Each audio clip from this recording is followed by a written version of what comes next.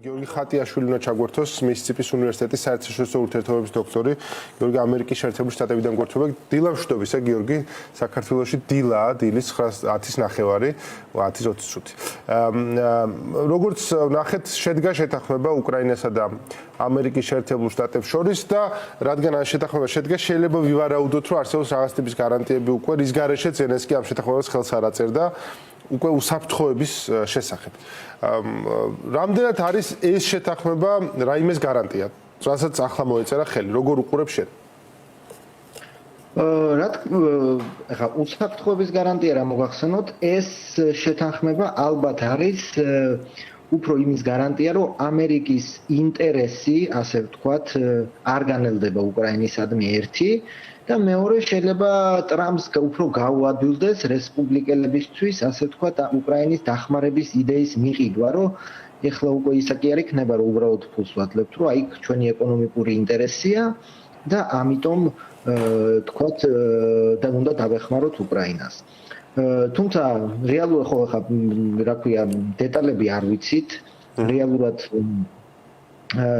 რა შეთანხმება იქნება, როგორი მიუხედავად იმისა, რომ შეიძლება რაღაცა ვთქვათ ჩაიწეროს, რომ ვთქვათ სამხედრო დახმარება, რაღაცა რეალური უსაფრთხოების გარანტიები მეეჭვება და ზოგადად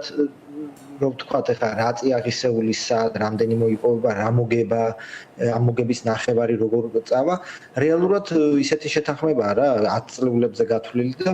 ვთქვათ ხა დღეს ყოლა არ მგონია რამე შედეგს მოიტანდეს, გარდა სიმბოლური მნიშვნელობისა, რომელიც პოლიტიკაში ასევე აუცილებელია, რომ ვთქვათ ამერიკამ კიდევ ერთხელ გამოხატა თავისი ამჯერად ეკონომიკური ინტერესი უკრაინისადმი და ნუ ზოგადად თუ ახლა თქვათ ამერიკას უნდა რომ იქ რაღაც ბიზნესი აკეთოს, ალბათ რაღაცა ინტერესი რო ახლა დამოუკიდებლობა და სუვერენიტეტი უკრაინამ შეინარჩუნოს არსებობს ამ კუთხით. დღევანდელი განმსახედიდან ეს ძალიან რთული მოლაპარაკებების ფაზა იყო, რომელმაც ამ დღემდე მოიყვანა, ხო? და ქონდა ამ ფაზას თავისი მაღალი შედარებით მომენტები, ქონდა ძალიან დაბალი მომენტები. ხა ოვალურ კაბინეტში შეხლა შემოხლა ამის ყველაზე ალბათ უარესი ნაწილი იყო. როგორ შევაფასებდით, როგორ წაიყვანა უკრაინამ ეს მოლაპარაკებები და პრეზიდენტმა ზელენსკიმ? როგორ მოვიდა ამ წერტილამდე? ფაქტია, რომ მას მოუწია ძალიან მტკიცედ საკუთარი პოზიციების დაცვა და წინააღმდეგობის გაწევა, მათ შორის ტრამპს ამ ტიპის ხელშეკრულების, როგორც სხვა შინაარსის ხელმოწერა უნდოდა ჯერ კიდევ მაშინ, როცა ზელენსკი იყო თეთრ-სახლში, ხო? ანუ რაღაცა შეიცვალა, ზელენსკი მოახერხა რაღაც ტიპის საკუთარი პოზიციების მტკიცედ დაცვა, ხო? სწორად უყურებთ ამ საკითხს?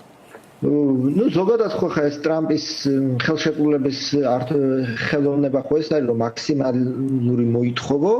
და მე ნელ-ნელა დათმო. ხა მე როგორც მესმის და რასაც წავიკითხე, ხა ის პირველი ვარიანტი იყო საერთოდ ნუ სიტყვა კაბალურიც გამოიყენებოდა. ხა რამდენად შეიცვალა? მე მგონი რაც მე ხა წავიკითხე ის შეიცვალა, რომ მაგალითად არსებული კონტრაქტები ანუ რჩება, ახალ წიაღისეულზე ლაპარაკი. ხო ხა არსებული კონტრაქტები რჩება, უმეტესობის მესაკუთრე ისევ უკრაინა რჩება, იქნება ფონდი. წინათ იყო რომ თუ არ ვწდები პირველ ვარიანტში იყო რომ იმ ფონდში 500 მილიარდი, პირველ 500 მილიარდი ამერიკას მიქონდა და მერე იწყებოდა ამ დანარჩენი მოგების რეინვესტიცია. ეხლა უბრალოდ ნახევარზეა თუ არ ვწდები და ნუ უკრაინის მხრიდან პირდაპირ დაიწყება რეინვესტიცია. ეს 500 მილიარდი იყო საიდან მოვიდა იქიდან, რომ ჯერ თვითონ თქვა, რომ 350 მილიარდი დახმარება მოგეცით, რომელიც ვალია, ამასაც ეწინააღმდეგებოდა ზელენსკი, ჯერ ხო არც ერთი დათვლით 350 მილიარდი არ გამოდის, ხო არც ერთი დათვლით, მაგრამ ნუ და ამბობდა, რომ დაანბრუნეთ 500 მილიარდი. ხო და ნუ რა თქმა უნდა, ამას ზელენსკი არ დათანხმდა. და შედეგად დღეს ახლა გასაჯარდოება ბოლოს რა და როგორ დაიდო, მაგრამ ალბათ ახლა რაღაცა დონით უკეთესი პირობები გამოვიდა. გიორგი, ამას წესით ახლავს კიდევ პარალელური მოლაპარაკება უსაფრთხოების გარანტიების გარშემო, რაშიც ძალიან აქტიურად არიან ევროპელები ჩართულები, ხო და არის საუბარი ევროპული ჯარები უნდა იყოს ამას ჩართული, რომ ამერიკა ხარს დაუჭერს ამგვარ ჩართულობას ევროპელების. ამ მხრივ რა ინფორმაცია გვაქვს, ბოლო ინფორმაცია, სად შეიძლება იყოს ეს მოლაპარაკებები? რაც შეეხება უკვე უსაფრთხოების კონკრეტულ გარანტიებს.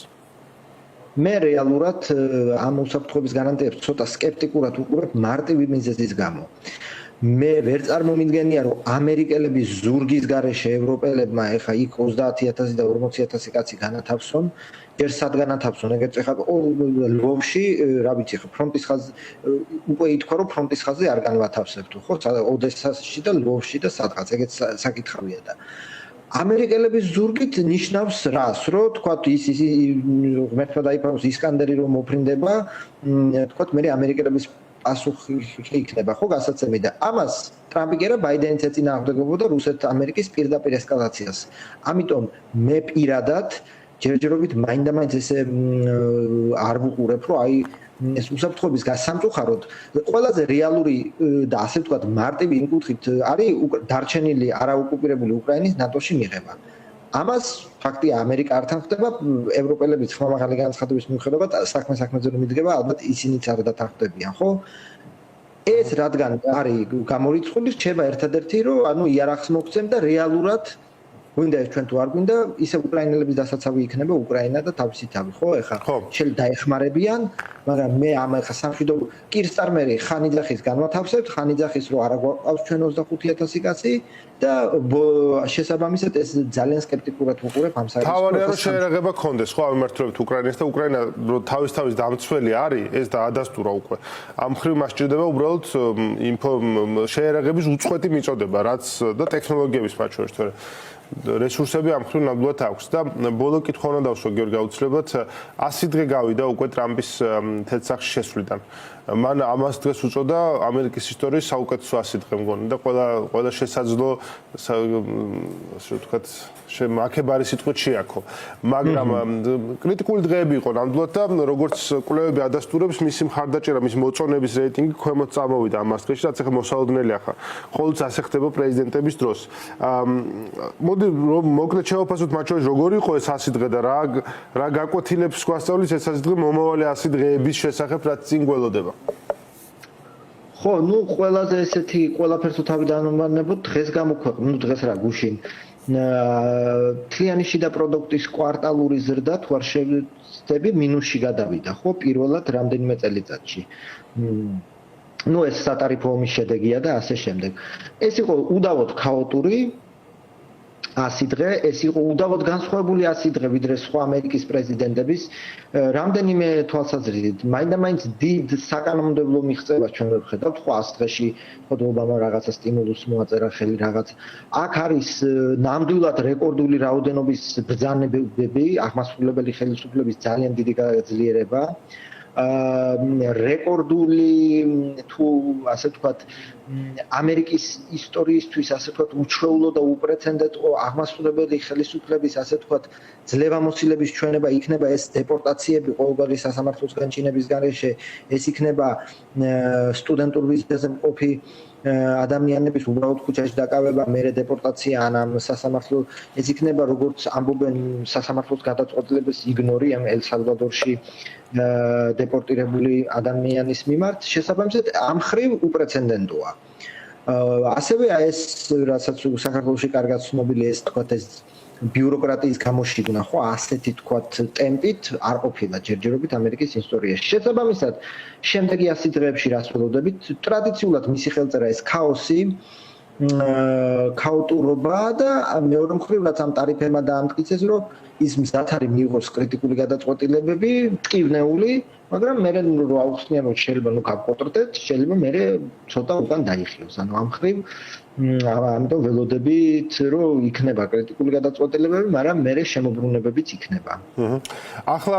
ზაფხულის თვეებში კონგრესი გავა დასასვენებლად ხო და კონგრესმენები წავლენ და თავიანთ ოლქებში დაელაპარაკებენ ამორჩევლებს ეს ტრადიციულად ის შემოტრიალების წერტილია როდესაც ისინი განსხვავებები ბრუნდებიან იქიდან და მათ უფრო კრიტიკულები მათ შორის იმიტომ რომ მათ უწევთ გათვალისწინება საკუთარი კონკრეტული ოლქის ამორჩევლის პოზიციებისა და თან თუ ნახავთ ჩვენ საპასუხო ტარიფებს რომლებიც სხვა ქვეყნებმა ამერიკას დაუწესეს ძალიან ტარგეტირებულია სწორედ იმ ოლქებზე სადაც ტრამპს ჰქონდა ძალიან კარგი შედეგები საარჩევნო ანუ ამ ხრივ ძალიან საინტერესო თვეები გველის ალბათ წინ რაც გულისხმობ კონგრესის არჩევნებს ხო რომელიც ახლა მომავალ წელს იგეგმება ამ ხრივ ადრეა ჯერ ვილაპარაკოთ რაღაც კონტურებზე თუ ახერხებს თუ არა დემოკრატიული პარტია რაღაცნაირად ისეთი საპასუხო ტალღა მოუმზადოს ტრამპის ამ წითელ ტალღას რაც საპრეზიდენტო არჩევნებზე ნახეთ ტრადიციულად თუ არ ვცდები და ხშირად რა თქმა უნდა შუალედურ არჩევნებს მოქმედი პრეზიდენტი და მოქმედი პარტია აგებს ზოგადად და ოპოზიციას ადვილია კაპიტალიზაცია. ხა დემოკრატები შეძლებენ თუ არა ეგ ცალკე საკითხია. დემოკრატების თქვათ ისტორიული დემოკრატებიც სხვათა შორის მიუხედავად იმისა რომ ტრამპი არაპოპულარულია დემოკრატებიც ისტორიულ მინიმუმზე არიან პოპულარობით ანუ მთლიანად სკეპტიციზმია პოლიტიკური პროცესის მიმართ და ხო დემოკრატებს გამოღვიძება ჭირდებათ ეხლა შეძლებენ თუ არა გამოღვიძებას დემოკრატები ეს ცალკე საკითხია რაც შეეხება თვითონ კონგრესი კი ბატონო წავლენ ეს სენატორები და კონგრესმენები მაგრამ რეალურად ადარდებს თუ არა ტრამპს იმიტომ რომ მიუხედავად ამ ლაპარაკისა რომ მესამე ვადით უნდა ვიყარო კენჭი ჯერ 82 წლის იქნება მე ამერიკის კონსტიტუცია გრძალავს მესამე ვადით კენჭის შესაბამისად მათ შეიძლება საერთოდ არ ადარდებდეს თქვათ ეს ფიდბეკი რომელიც მოსახლეობისგან მიდის კი თქვათ არ უნდა მის შუალედური არჩევნების წაგება, მაგრამ თუ მას უფრო ასე ვთქვათ ეს შორს მიმავალი და გრანდიოზული გეგმები აქვს, რომელიც ასე ვთქვათ მარტივად შეიძლება დაერქვას, რომ მისი სახელის უკდავყოფის სკენარი მიმართული ისტორიაში შეიძლება საერთოდ ვთქვათ არც მოусმინოს საკუთარ თანაპარტიელებსაც კი. როგორც ვთქვათ, ტარიფებზე გამოჩნდა, ხო? არ იმჩნევენ, თორემ მის პარტიაშიც ასეთი მკვეთრი და ხისტი გადაწყვეტილების მომხრე თითქმის არავინ არ იყო. მადლობა ძალიან დიდი.